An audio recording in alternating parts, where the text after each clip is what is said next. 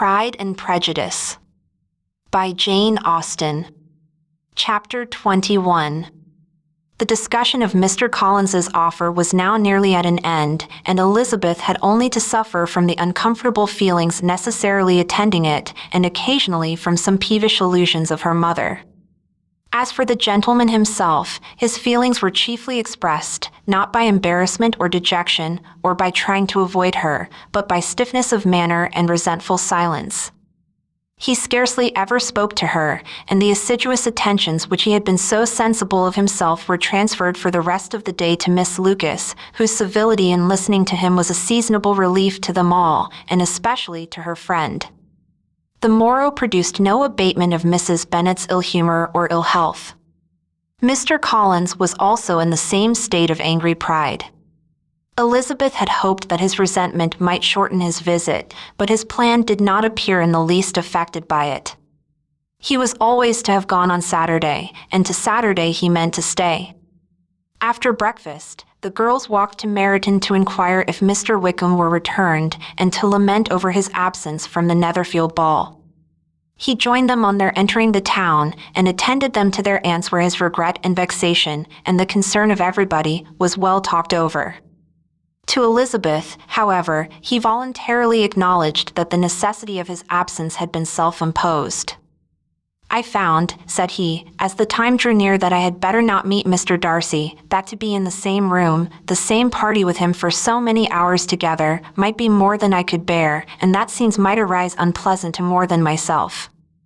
She highly approved his forbearance, and they had leisure for a full discussion of it, and for all the commendation which they civilly bestowed on each other, as Wickham and another officer walked back with them to Longbourn, and during the walk he particularly attended to her.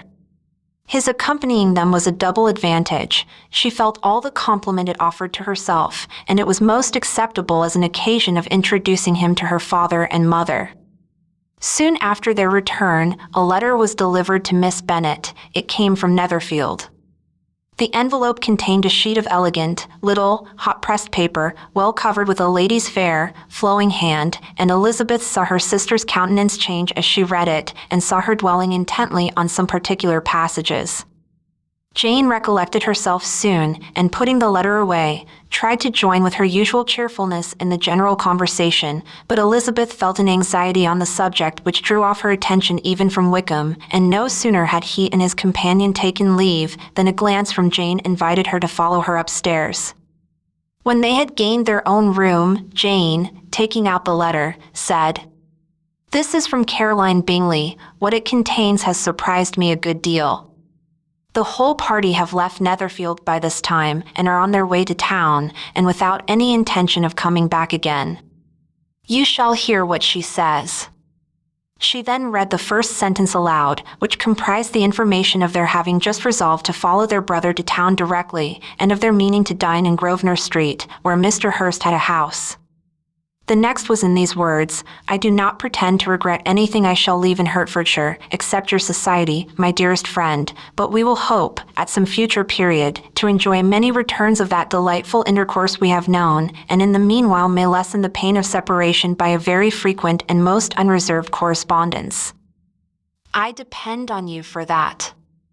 To these high-flown expressions Elizabeth listened with all the insensibility of distrust, and though the suddenness of their removal surprised her, she saw nothing in it really to lament. It was not to be supposed that their absence from Netherfield would prevent Mr. Bingley's being there, and as to the loss of their society, she was persuaded that Jane must cease to regard it in the enjoyment of his. "It is unlucky," said she, after a short pause, "that you should not be able to see your friends before they leave the country. But may we not hope that the period of future happiness to which Miss Bingley looks forward may arrive earlier than she is aware, and that the delightful intercourse you have known as friends will be renewed with yet greater satisfaction as sisters? Mr. Bingley will not be detained in London by them. Caroline decidedly says that none of the party will return into Hertfordshire this winter. I will read it to you.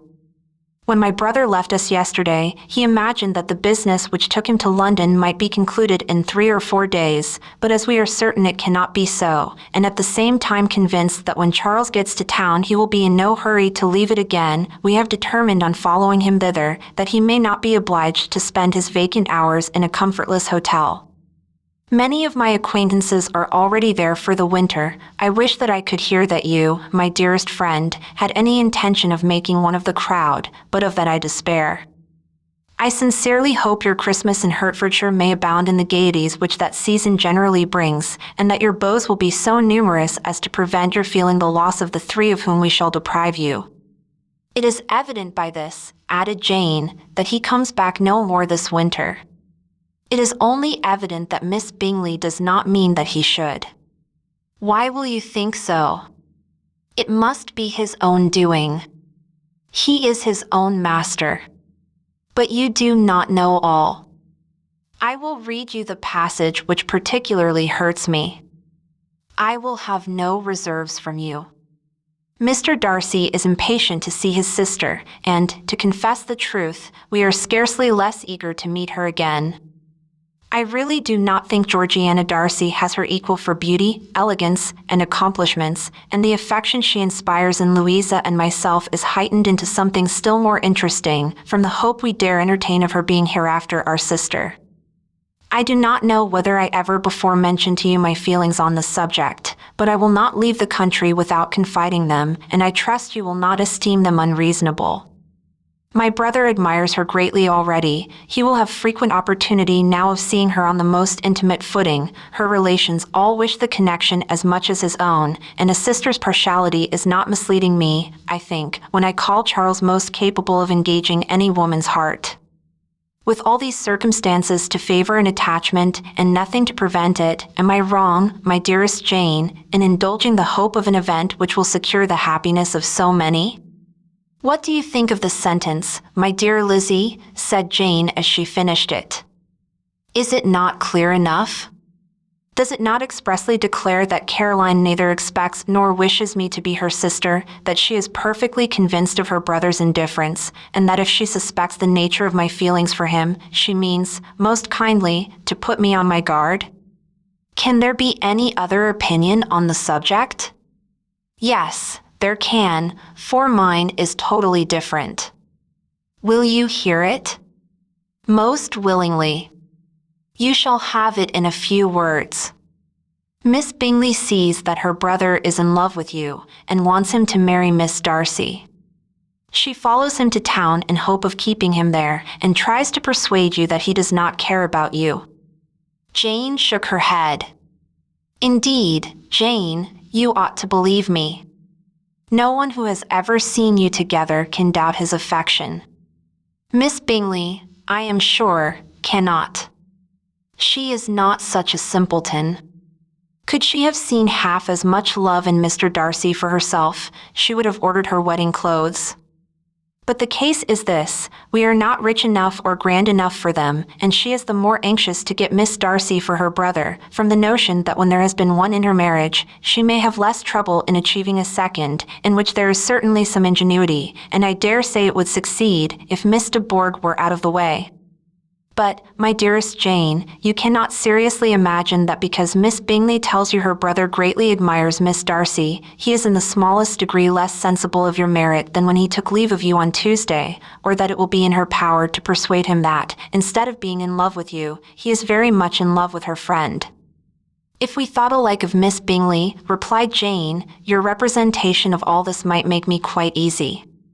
But I know the foundation is unjust.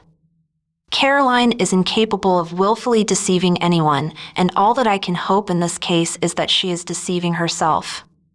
That is right. You could not have started a more happy idea, since you will not take comfort in mine. Believe her to be deceived, by all means. You have now done your duty by her, and must fret no longer. But, my dear sister, can I be happy, even supposing the best, in accepting a man whose sisters and friends are all wishing him to marry elsewhere? You must decide for yourself, said Elizabeth, and if, upon mature deliberation, you find that the misery of disobliging his two sisters is more than equivalent to the happiness of being his wife, I advise you by all means to refuse him. How can you talk so? Said Jane, faintly smiling. You must know that though I should be exceedingly grieved at their disapprobation, I could not hesitate. I did not think you would, and that being the case, I cannot consider your situation with much compassion. But if he returns no more this winter, my choice will never be required. 1,000 things may arise in 6 months. The idea of his returning no more Elizabeth treated with the utmost contempt. It appeared to her merely the suggestion of Caroline's interested wishes, and she could not for a moment suppose that those wishes, however openly or artfully spoken, could influence a young man so totally independent of everyone. She represented to her sister as forcibly as possible what she felt on the subject, and had soon the pleasure of seeing its happy effect. Jane's temper was not desponding, and she was gradually led to hope, though the diffidence of affection sometimes overcame the hope, that Bingley would return to Netherfield and answer every wish of her heart. They agreed that Mrs. Bennet should only hear of the departure of the family, without being alarmed on the score of the gentleman's conduct, but even this partial communication gave her a great deal of concern, and she bewailed it as exceedingly unlucky that the ladies should happen to go away just as they were all getting so intimate together. After lamenting it, however, at some length, she had the consolation that Mr. Bingley would be soon down again and soon dining at Longbourn, and the conclusion of all was the comfortable declaration that though he had been invited only to a family dinner, she would take care to have 2 full courses.